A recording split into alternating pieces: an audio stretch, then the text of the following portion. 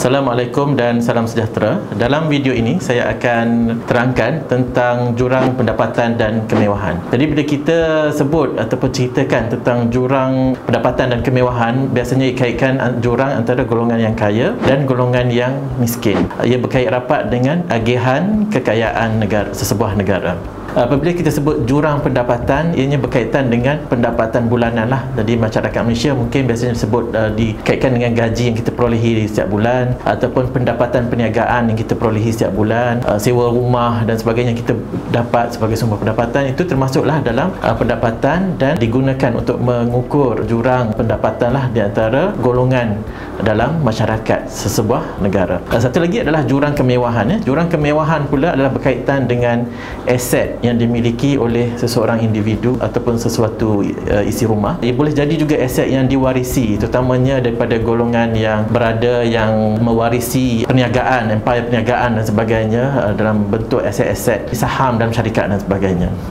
Apa yang kita jelas adalah jurang yang besar, sama ada jurang pendapatan ataupun jurang kemewahan ini, boleh membawa kesan yang negatif lah kepada sesebuah negara. Sebagai contoh, apabila anggota masyarakat ataupun sesuatu kumpulan ataupun sesuatu kaum merasakan kekayaan ataupun agihan kekayaan sebuah negara itu tidak berlaku dengan adil, maka ia boleh membuatkan rasa tidak puas hati dan boleh membawa kesan kepada sosioekonomi dan politik kepada sesebuah negara. Jurang juga dikaitkan dengan pertumbuhan ekonomi, mana ia memberi kesan kepada pertumbuhan ekonomi kepada sesebuah negara, bergantung kepada tahap ekonomi negara itu berada. Yang sedang membangun seperti Malaysia mempunyai kesan yang berbeza berbanding dengan negara yang sudah membangun, terutamanya negara-negara di barat. Jadi itu juga memberi kesan dan perlu diambil perhatian lah, khususnya oleh penggubah dasar di sebuah negara.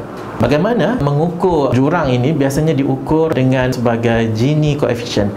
Gini, G-I-N-I ini adalah nama, diambil sempena nama seorang sarjana, seorang ahli statistik daripada Itali yang telah membangunkan kaedah untuk mengukur Gini coefficient. Kalau 1 atau 100% merujuk kepada perfect inequality, maknanya seolah-olah kekayaan sebuah negara itu dimiliki oleh seorang sahaja, manakala 0% ataupun kosong bermaksud kekayaan sebuah negara itu dikongsi sama je dengan semua anggota ataupun warga negara dalam sebuah negara. Satu lagi cara untuk melihat agihan kekayaan ataupun jurang adalah melihat peratus pendapatan yang dimiliki oleh golongan-golongan tertentu dalam masyarakat. Sebagai contohnya, peratus pendapatan ataupun kekayaan yang dimiliki oleh golongan top 10%, 10% teratas dalam masyarakat, ataupun 1% yang paling tinggi dalam masyarakat yang memiliki berapa peratus kekayaan dalam sebuah negara berbanding dengan kumpulan lain. Contohnya bottom 50%, 50% yang di bawah, ataupun B40. Itu salah satu lagi cara bagaimana kita melihat jurang antara kaya dengan miskin. Dalam ranking competitiveness terbaru, ini maksud dari segi maknanya melihat negara kita kompetitif dalam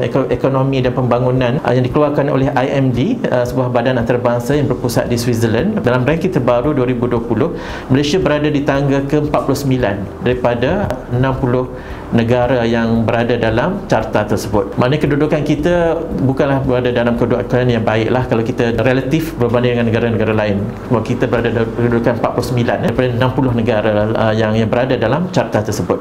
Gini yang diukur dengan Gini ianya adalah 41%. Maknanya salah satu elemen kriteria yang digunakan dalam competitiveness index adalah Gini coefficient, iaitu jurang antara miskin dan kaya. 40%. Dia maknanya lagi nombor ni kalau lagi dekat dengan kosong lagi baguslah, maknanya lagi agihan dia lagi sekata. Di Malaysia juga ukuran jurang ini dikeluarkan oleh Jabatan Perangkaan. Yang terbaru adalah pada tahun 2019 dikeluarkan dalam laporan Household Income and Amenity Service ataupun laporan survey pendapatan, dikeluarkan oleh Jabatan Perangkaan setiap 5 tahun, dikeluarkan 2 kali dan mengikut survey terbaru yang dilaksanakan pada tahun 2019, Gini coefficient Malaysia adalah pada kadar 40.7%. Jadi bagaimana untuk menangani jurang pendapatan dan kemewahan ini? Biasanya lah ada penggubal polisi ataupun penggubah dasar pemerintah ataupun kerajaan, ada langkah-langkah jangka pendek dan langkah-langkah jangka panjang. Sebagai contoh, jangka pendek dengan memberi bantuan sara hidup BSH yang diberikan kepada golongan berada pada pendapatan tertentu, khususnya golongan berpendapatan rendah. Satu lagi cara adalah untuk melaksanakan cukai yang progresif. Apa yang dimaksudkan dengan cukai yang progresif? Ialah cukai yang mengenakan kadar cukai yang lebih tinggi kepada golongan yang kaya dan kadar cukai yang rendah kepada golongan yang kurang pendapatannya.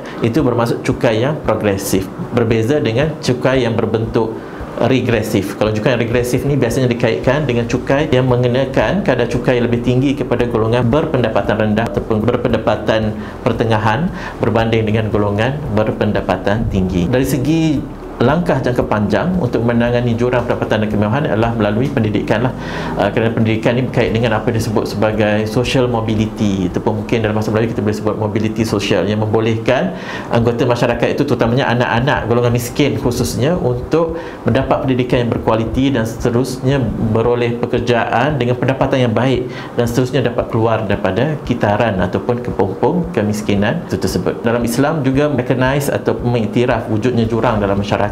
Malah dalam Islam menggalakkan untuk anggota masyarakat saling bantu-membantu di antara satu sama lain. Institusi-institusi yang ada dalam Islam sebagai contoh zakat, sedekah, infak dan wakaf sebagai contoh adalah antara institusi-institusi yang dapat membantu mengurangkan jurang antara golongan kaya dan miskin dalam masyarakat. Setakat itu saja untuk penerangan saya tentang jurang pendapatan dan kemewahan. Semoga ianya beroleh manfaat. Sekian, Assalamualaikum dan salam sejahtera.